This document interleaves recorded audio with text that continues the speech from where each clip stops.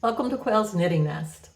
My name is Joy, and I'm here today to tell you about a fabulous trip I just got back from. I went to England on a knitting tour with the yarn shop Crazy for You. This yarn shop is in Leonardtown, Maryland, and the owner, Ellen, she organized this tour to England where we went to various places and met with different designers and had some awesome workshops. I'm going to tell you all about it. So her store is a flagship for Rowan. So she has relationships with the people at Rowan as well as some of the designers. So she organized this tour, not only the knitting content, but she also organized certain activities that we went to along the way, which I will tell you about. So first of all, I went to London a day early to help with the jet lag factor. I took an overnight flight from Philadelphia and arrived at 6:30 a.m. Sunday morning. Took the train to downtown London and was able to walk to my hotel, which was right across catty corner from Hyde Park in London. At the hotel, I was able to drop my bag off, even though I couldn't check in for the day yet, so I was free to wander.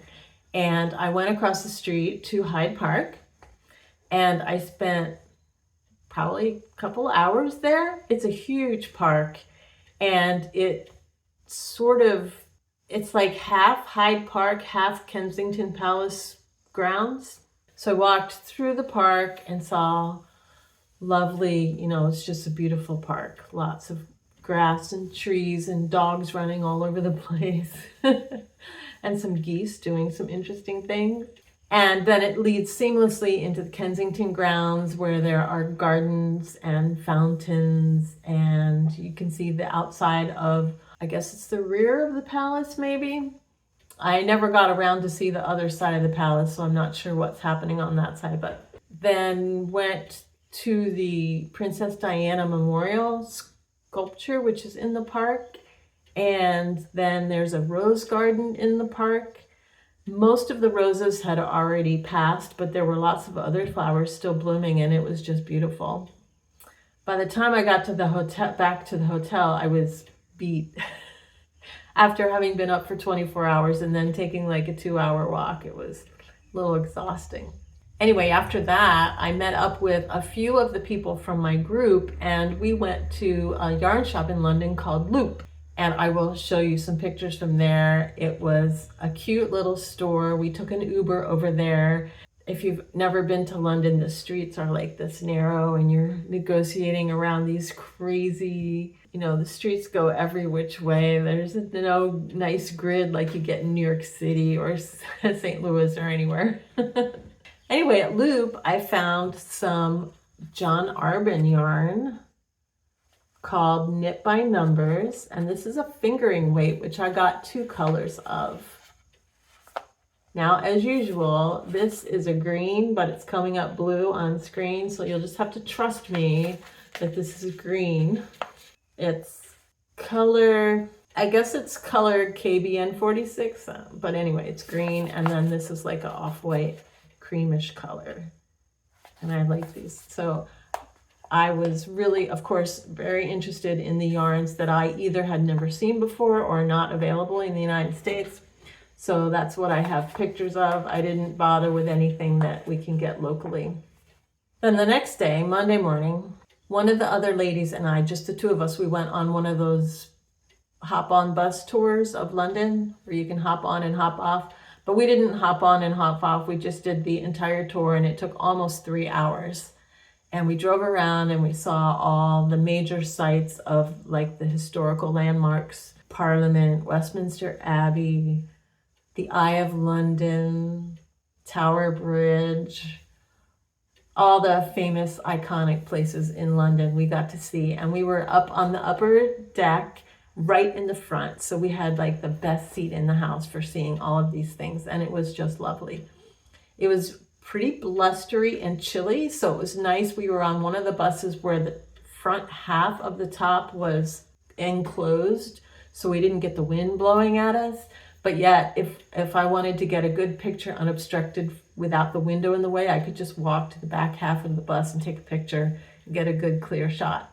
It was a lot of fun, and we got to see those iconic things that we didn't ever have time to go back to, especially because that was Tuesday, and on Wednesday Donald Trump was in London, and there were all of these protests and all the roads around Parliament were like shut down. So the timing was perfect. We got to see all that without having to run into any roadblocks. Then later that afternoon, we met with the entire group at the hotel. That was sort of the official beginning of our tour. And after a little champagne welcome, we walked over across the street to another restaurant, and all of us had dinner together, which was very nice. And I got to start to meet the ladies in the group. Tuesday morning, our first designer, Georgia Farrell, she's sort of freelances with Rowan at this point, and she came a day early and joined us for a tour of the Victoria and Albert Museum, which is, they told me, was sort of like our Smithsonian. It's kind of a collection of all different kinds of things, cultural and historic and whatnot. So we had a guide specifically curate for our group a tour of the textiles that were in the V&A Museum. So she showed us all kinds of interesting things, from socks from Egypt to hats from the medieval period to a cardigan that Harry Styles wore currently. So it was fun, and it was a lot of walking because the displays in the museum are sort of arranged by date chronologically. So we were going from this period to that period and this back and forth and all over the building, and it's a big building. By the end of that tour, I was feeling a little tired again. And then at that point, our group split up. Georgia and some of the ladies went back to our hotel, and then they did like a shopping afternoon. But myself and 4 or 5 other people, we stayed and had lunch at the museum, and then we went to another yarn shop in London called Beautiful Knitters. And it was a tiny shop with all kinds of fun yarn there as well. This time, instead of taking an Uber, we took one of the black cabs, which was easy and nice. And at Beautiful Knitters, I picked up this yarn. It's called Sheepsoft DK by byLaxtons. And I got it in this gorgeous purple, which is called Settle. And to go with it, I got this nice gray, which is called Askrig. So I have a purple and a gray, and so this is DK. The yarn I got from Loop was fingering, and then this is DK. But as you can see, I have sort of a theme going on here. These sort of heathery, I just love these heathery, woolly yarns. They're my favorite. Then on Wednesday, we spent the entire day at the hotel in workshops with Georgia Farrell. She is currently big into intarsia. The piece we did for her, kind of over the top intarsia. It's this big chart with, at one point, I think there's 13 different colors on your needle. And this is my sample, what I got done.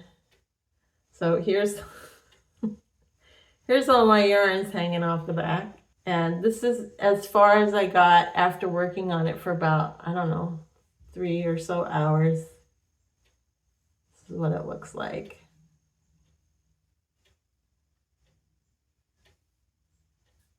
It's in felted tweed, so it's really lovely. And she not only does, you know, all the color blocks, but also she incorporates texture into her designs as well, just to give it that little extra pop. So this is lovely. I decided not to finish it for 2 reasons. One, I'm not a fan. And then 2, I'm not sure what I would have done with it. However, another lady in our group had what I thought was a great idea. She thought it would be neat because it works out to be about, I don't know, 6 or 8 inches square, this design.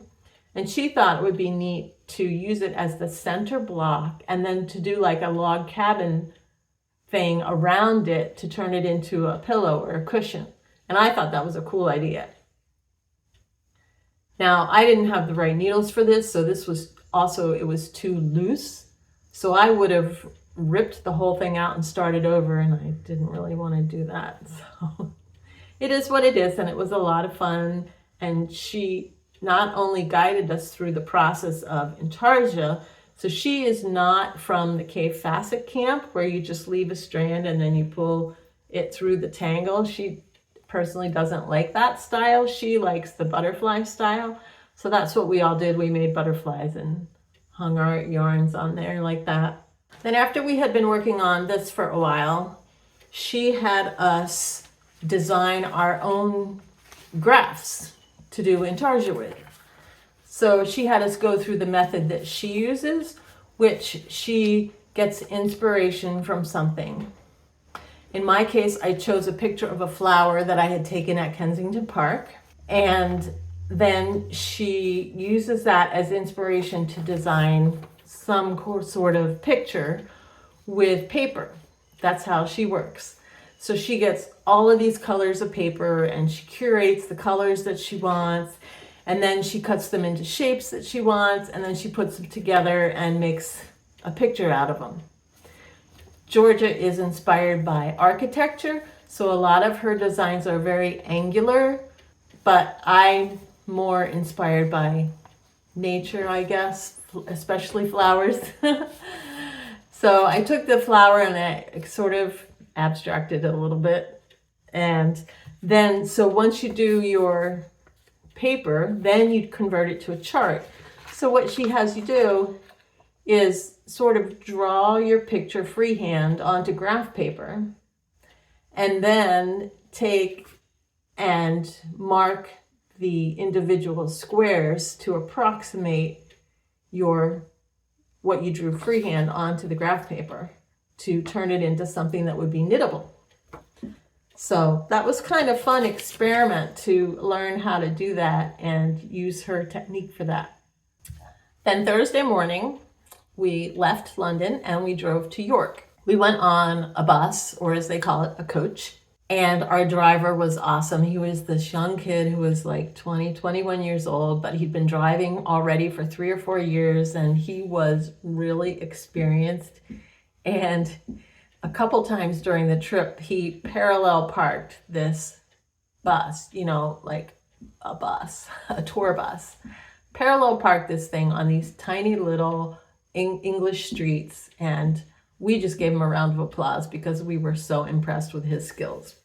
Anyway, the first challenge was arriving at our hotel in York, which he did this elaborate, like a 3-point turn in a bus, and then he backed into this tiny little alleyway where the front door of the hotel was, and it was just very amazing.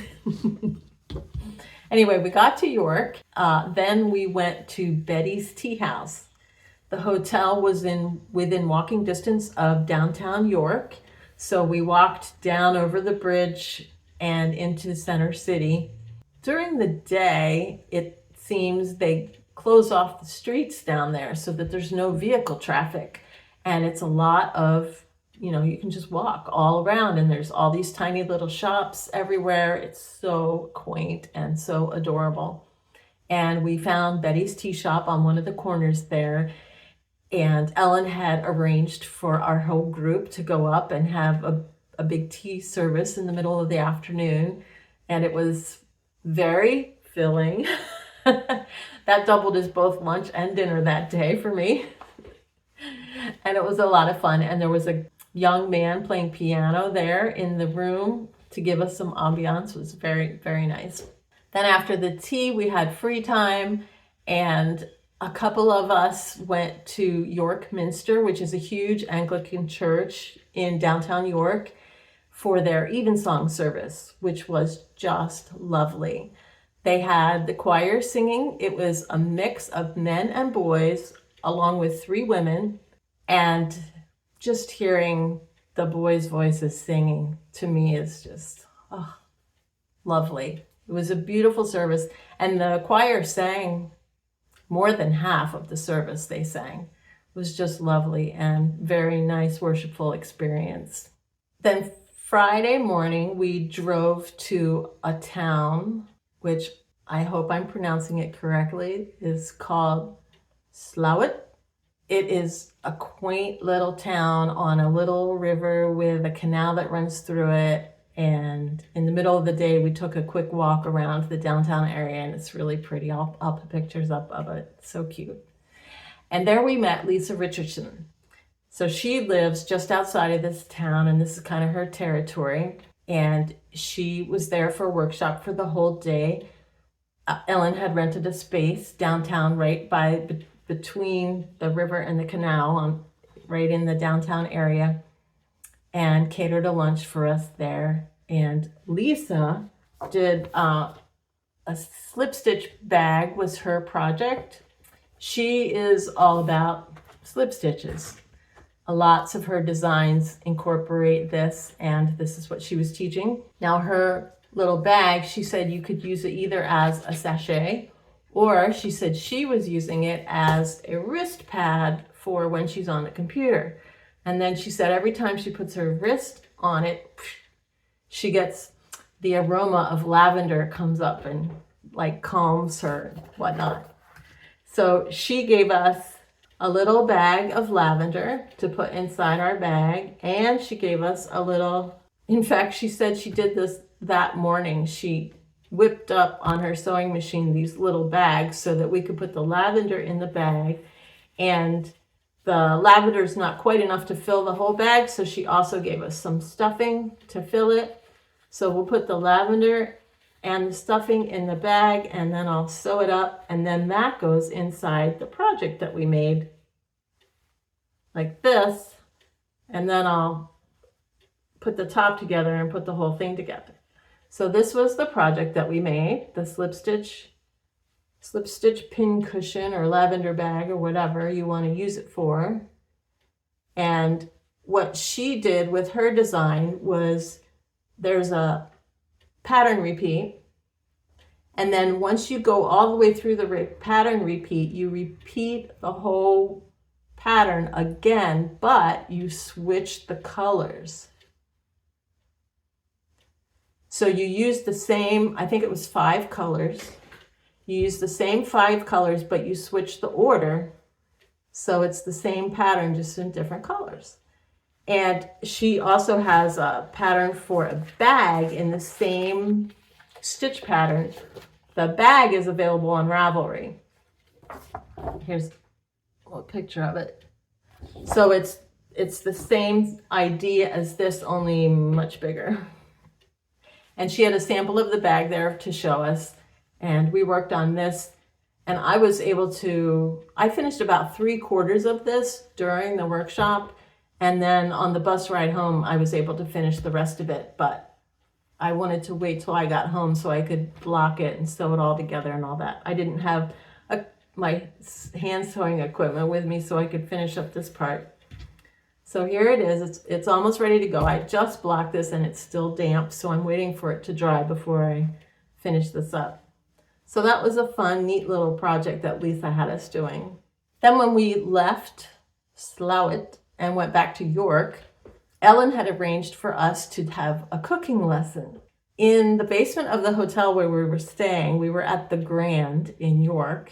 There is a business called the Cookery, and you take cooking lessons there. So we had what they called express lesson, which was 2 hours long, and the chef showed us the meal, which was a bavette of beef. I'm not familiar with what it was we made, but it was delicious. So he showed us how to make it, and then we all dispersed and went to our own separate cooking stations, and then we made it under his supervision. And then we went and ate the meal. It was delicious. It was a lot of fun, and Thank you to Ellen for setting that up for us. The next day, Saturday, we went to near Bath. And on the way, we stopped in the Cotswolds at a little town called Bourton on the Water. And it's another one of these adorable, quaint English villages. It was so much fun to see these places. So we had about, I don't know, an hour and a half, 2 hours to wander around there and eat lunch. And I took a walk down one of these little footpaths that was recommended to me by another one of the ladies on the trip. And it was very bucolic and lovely, this walk down the footpath. And we shopped in the shops, and we had no idea, but wandered into and found a little yarn shop in Bourton on the Water. Ding, ding, ding. So I would say maybe half the group found the shop and wandered in there and made the owner pretty happy, I'm sure, with our purchases. But once again, I wanted to get something local. So she had a hand dyer. This is called Kosy Kitchen Fibers. Hand dyed in Devon. I don't know where Devon is, but it's in England somewhere. And this colorway is called Bourton on the Water, which is the name of the town. So it has blue in there for the water and then different colors. It's really pretty. This is a DK weight superwash merino, but it doesn't have that slippery feel that a lot of superwash merinos have. It feels more woolly, and I like the way it feels. It's lovely. And then I also got another one. This is called Cotswold Stone. And it has the label of the yarn shop, Bourton Yarn Basket. So I guess this is something that they curate and have for sale. And it's called Colors of the Cotswolds. And they had a few, not a lot of colorways, just a few. And this was the one I liked the best, the Cotswold Stone. I think that's the colorway. And then here it just says Cotswold hand dyed. And this says Cotswold Stone, honey warm Jurassic limestone, age-old cottages baking in the summer sun, unique and ubiquitous, nestled in this landscape of outstanding natural beauty. And this is 100% merino as well, but it is not superwash. Also DK. So it's sort of yellow, tan, beige, browns in that wheelhouse there. It's just beautiful. Cotswold Stone. But I would not use these together. I don't think. Oh, maybe. I don't know. Let me know what you think.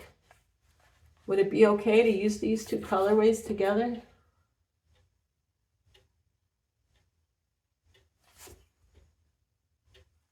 There is some of this color in here. I'll have to think about it. Let me know what you think, if I should use them together or not. I didn't buy them to go together. Unlike these, I bought to go together, and these I bought to go together. These two I didn't really buy to go together, but maybe. Let me know what you think. Just outside of Bath was our hotel, and at that point, some of our group went into Bath for dinner and to explore, and then the rest of us just stayed at the hotel and wandered around the hotel grounds a little bit. And then we had dinner at the hotel, and our next designer, Martin Storey, arrived, and he ate dinner with us, which was fun because so we got to meet him before the workshop on the next day. He is extremely tall, lovely man, super nice. I was really impressed with how personable each of the designers were. I guess, I don't know, when you hear about somebody and you know that they're sort of famous-ish in the knitting world, you just feel like they're not real human beings like the rest of us. But they totally are. Really nice people. Then Sunday was our day with Martin Storey. We were in the hotel as well the whole day. His thing was cables for the day. So he had us working on several different cable projects. The first one, the Ola scarf, O-L-A, Ola scarf. And this is what the stitch pattern looks like. And this is what I have done so far.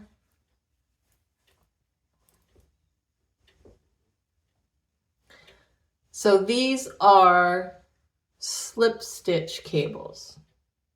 So you slip the crossing stitches, you slip them for 2 rows, and then on the next row you cross them. And you're crossing one way and the other way. So you have to like pop them off the needle and hope they don't run down, which if you're using a woolly wool, it hasn't been a problem with this. And it creates this lovely design, which is very textural and has a lot of depth. It's ribbed, so it's super stretchy. And because of the slip stitches, it has a lot of depth to it. It's very textural. It's lovely. So that was the first one that we did. And then he had us move on to the windy scarf, which has been around for a while. And I know Fruity Knitting did a whole, I think she did a tutorial on this pattern because Andrea had made it. So this is my version. This is how far I am on this one. Lovely cables. So these are slip stitches again. So slip stitches over a garter stitch background, and then you do 1 color each row. It's 1 color per row. You do a blue row and then a green row and a blue row and a green row. And when you're on the blue rows, you are slipping the green stitches, which gives you this cable. It's beautiful. Then he had 2 other cable patterns, which I did not get into because I was having a lot of fun with this and I wanted to keep going with this one. One of them was called the Klaus scarf, K-L-A-U-S, Klaus scarf. And it's a very intricate Celtic cable design. And he was wearing, the sweater that he was wearing had this motif going up. I think there were 2 of them going up the sides and in the back. And then, of course, since it was a sweater, there were all kinds of other stitch patterns happening as well. But that was like the main. So he was wearing the sweater that had this motif on it. And then he was teaching us how to do the stitches in this particular scarf. But I didn't do that because I was working on this one. And then as sort of a bonus, he didn't really go over it. I'll show you a picture. It's a little honeycomb scarf. And instead of like a big 7-foot long scarf, this is a smaller, narrower, shorter scarf with honeycomb cables in it. Very cute. So we were busy the whole day.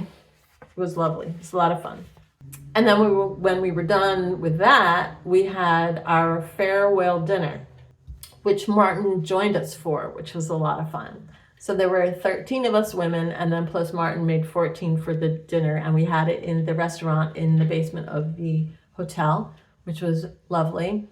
And the food was delicious, and we had a really nice time and had a lot of chatting about the week and everything that we had done, and it was wonderful. And then we got up at the crack of dawn on Monday to get back to the airport for everyone's flights back to the United States.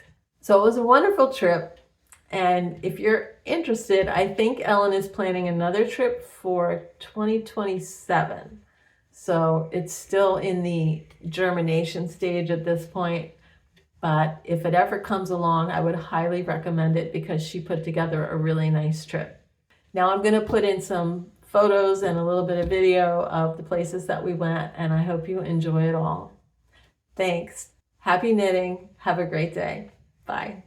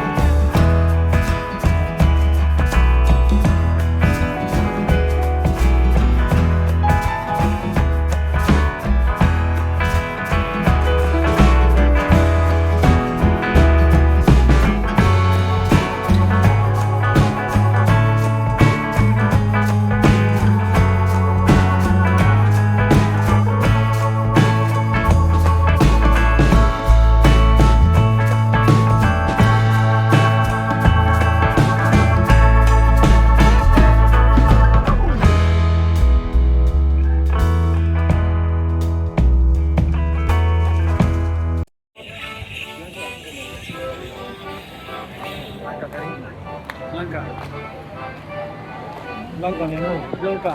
Ok.